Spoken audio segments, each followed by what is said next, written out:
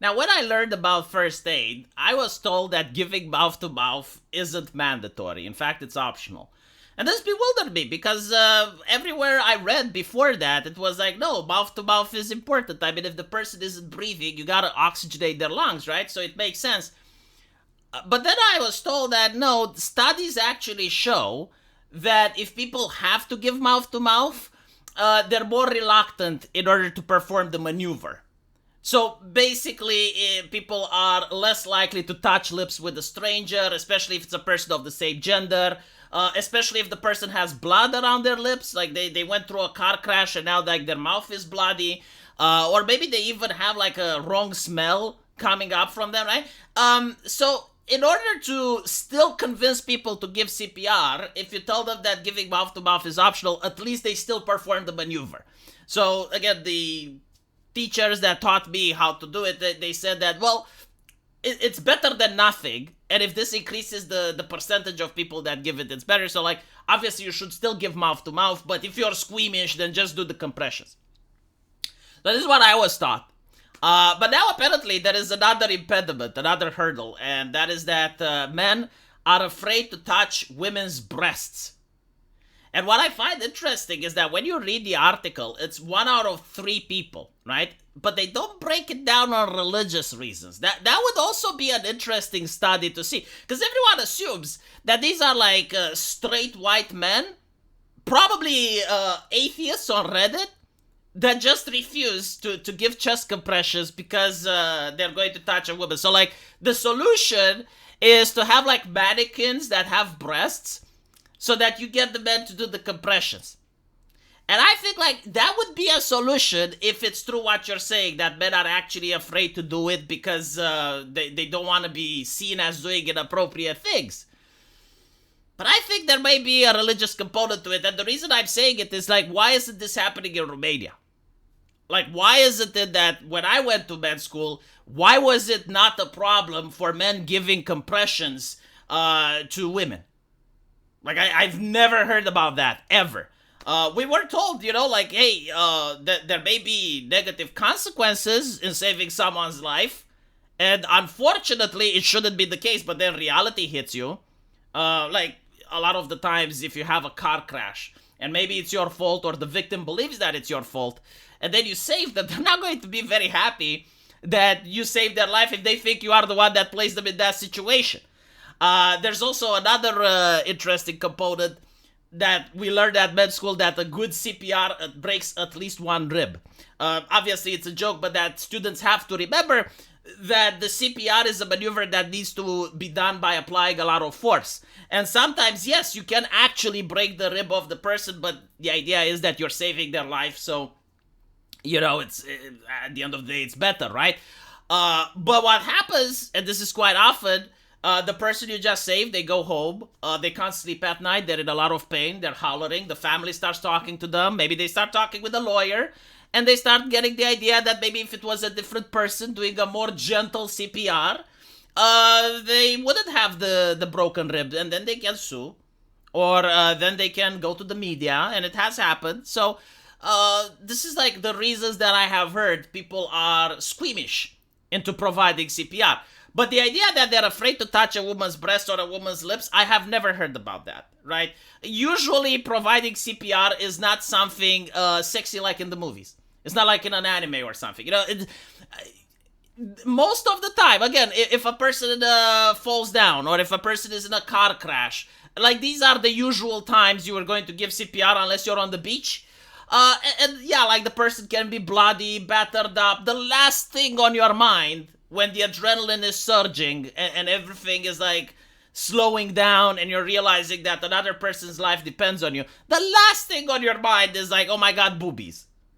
However, yeah, I do think that there may be a religious component. Like if you have like certain orthodox sects, let's put it like this, that believe a man should never touch a woman that's not his family, not his wife. Yeah, I mean, they may be reluctant. And the study doesn't show that, but they're lecturing the public as if it's the reader's fault. Then there may also be cultural components to this. I mean, there is a reason why this picture is famous across the internet. I know that it happened in a different country, But I can tell you similar situations in Britain where also a good Samaritan quickly found out the concept that no good deed goes unpunished. And this is actually a very famous case in Romania. It's probably not as famous in Britain, but in Romania, we know that during a terrorist attack in London, there was a Romanian working there in a bakery, and he opened the doors to his bakery to allow the people to find refuge in his store. Meanwhile, the terrorists were going around stabbing people, and they even had like these fake bombs around them to dissuade people from tackling them. And this guy, after rescuing all the citizens, he could have just locked the doors and be safe inside, but what he did is he took a bread basket and knocked the terrorist with it on the head, making him unconscious. And this was celebrated by the BBC. I remember the media talked about it. I don't remember if he got a medal from the Queen or not, but like for a couple of weeks it was a big deal. And then the landlady that was renting him the place said that she's actually afraid of retribution, that she doesn't want any problems, so she decided to kick him out. And it turns out that he had a difficult time finding employment as well, and he had to come back to Romania because he didn't like the way the British authorities were treating him, right? But this is another case of a good Samaritan. Like, had he not done anything, had he just stayed and be a bypasser, he wouldn't have gotten in trouble with the British community, right? With the upstanding citizens that he was trying to help.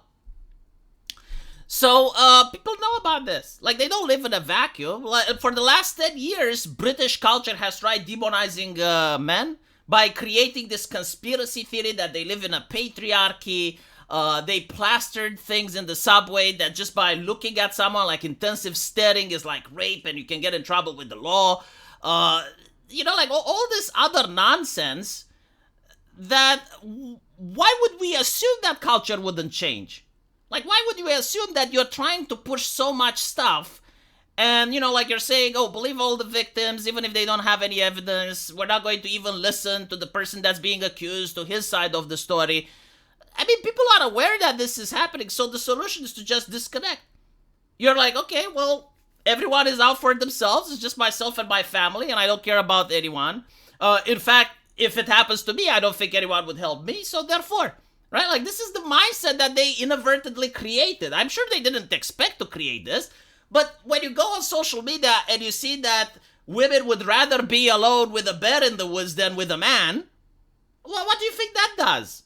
What type of culture do you think that creates? Do you think it has no ramification? Do you think it exists in a vacuum? Right? Again, like, this doesn't happen in Romania, and we don't have this type of culture. So, like, if something doesn't happen in one place and it happens in another, you need to find an explanation. Like, what is different? What is different in Eastern Europe that's not the same in the United Kingdom? So the first one can be religious reasons. It can be cultural reasons. I mean, if you read articles or if you travel to Middle East, you'll see that usually when it comes about giving first aid, they actually respect the genders there, right? So in some countries is that women can only give first aid to women, men can give to men. If a hijab gets removed by accident, oof, right? So this is probably one of the reasons. Again, I don't know if it is, but like it has to be explained some way, because if in Eastern Europe you don't have this problem and you have this problem in the UK, you have to ask why.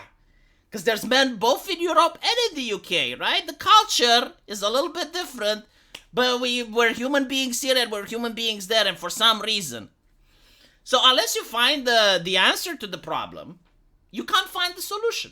You can't just say, oh, well, it's because people are afraid of boobs. That's ridiculous. And not to mention, I'm curious, like, how many women as well would not want to give CPR to another woman? Because that's also an interesting question, right? Like, why do we assume that everyone is a man?